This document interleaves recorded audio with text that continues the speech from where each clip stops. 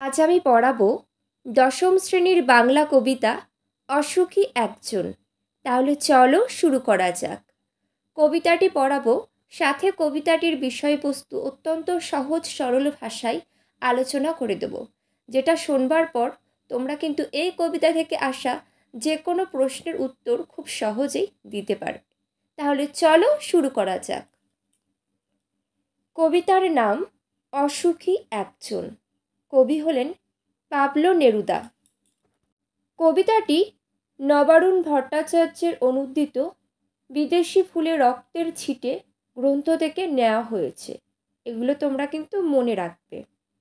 এবার আমি কবিতাটি পড়া শুরু করছি। আমি তাকে ছেড়ে দিলাম, অপেক্ষায় দাঁড় করিয়ে রেখে দরজায় আমি চলে গেলাম দূর দূরে। এখানে যুদ্ধক্ষেত্রে যাওয়া এক বিপ্লবীর কথা বলা হয়েছে। সেই বিপ্লবী তার প্রিয়তমাকে ছেড়ে অনেক দূরে যুদ্ধক্ষেত্রের উদ্দেশ্যে রওনা দিয়েছেন। পরবর্তী দেখো, সে জানতো না আমি আর কখনো ফিরে আসবো না। আমাদের প্রিয় মানুষেরা চিরকাল আমাদের আশায় থেকে যায়, এমনটাই তো, তাই না? তেমনই সেই বিপ্লবীর আপনজন প্রিয় মানুষটি তার আশায় রয়ে গেল যে আমার প্রিয় মানুষটি কবে আসবে। সেই মানুষটা জানতোই না যে সেই বিপ্লবী যুদ্ধক্ষেত্রে গিয়েছে, সে আর কখনোই ফিরে আসবে না। পরবর্তী, একটা কুকুর চলে গেল, হেঁটে গেল গির্জার এক নান।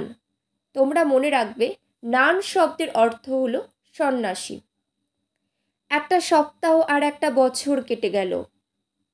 যে পথ ধরে প্রিয় মানুষ হেঁটে চলে গিয়েছে, সেই পথ ধরে চলে গেল কি একটা কুকুর, হেঁটে গেল গির্জার এক নান।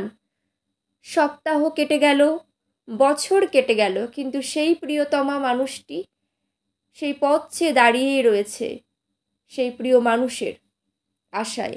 পরবর্তী দেখো, বৃষ্টিতে ধুয়ে দিল আমার পায়ের দাগ, ঘাস জন্মালো রাস্তায়। সেই মানুষটির পায়ের ছাপ বৃষ্টিতে ধুয়ে দিল, সেই রাস্তায় ঘাসও জন্মালো। আর একটার পর একটা পাথরের মতো, পরপর পাথরের মতো বছরগুলো নেমে এলো তার মাথার উপর। বছর কেটে যাচ্ছে, দিন কেটে গেল, মাস কেটে গেল, বছরগুলো পাথরের মতন যেন তার মাথার উপর দিয়ে নেমে এলো। তারপর যুদ্ধ এলো, রক্তের এক আগ্নেয় পাহাড়ের মতো।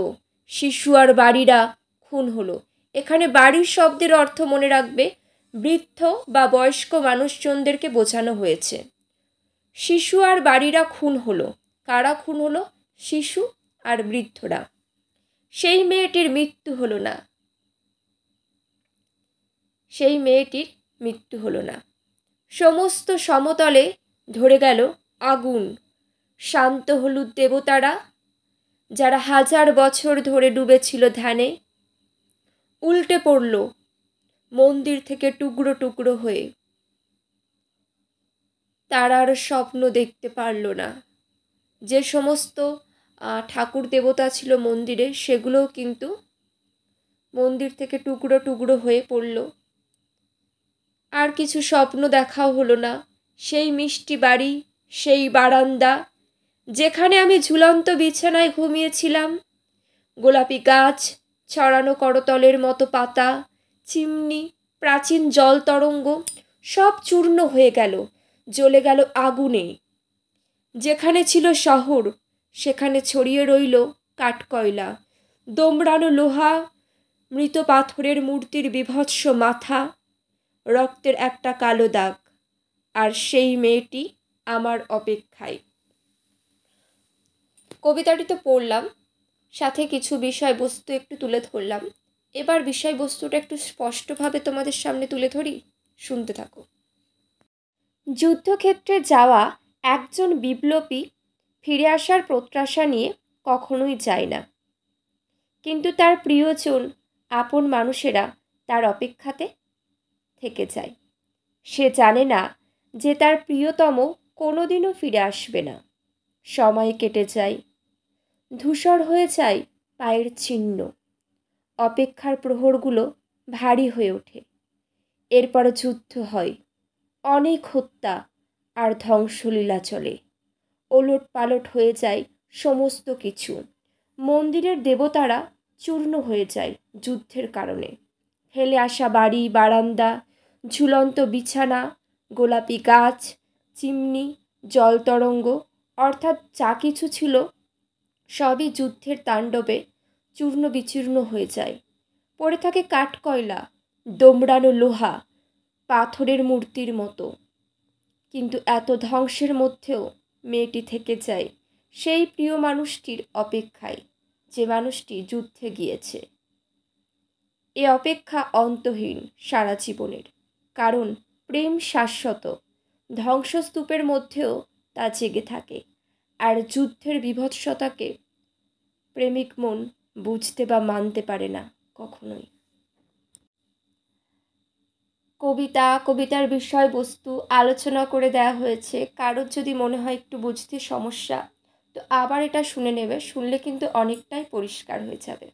কবিতার মধ্যে থাকা কিছু শব্দের অর্থ আমি আলোচনা করে দিচ্ছি, শোনো, যেগুলো জানা সবারই দরকার। নান শব্দের অর্থ হলো সন্ন্যাসিনী। শান্ত হলুদ ঈশ্বরের স্বভাবত শান্ত, কিন্তু তিনি হলুদও হয়তো এখানে ঈশ্বরের প্রাণহীনতার দিকে কবি ব্যক্ত করেছেন। করতল মানে হাতের তালু। চিমনি ধোঁয়া বেরোনোর যন্ত্র। জলতরঙ্গ এক ধরনের বাদ্যযন্ত্র। আজ এখানেই শেষ করলাম। সবাই ভালো থেকো আর মন দিয়ে পড়াশোনা করো।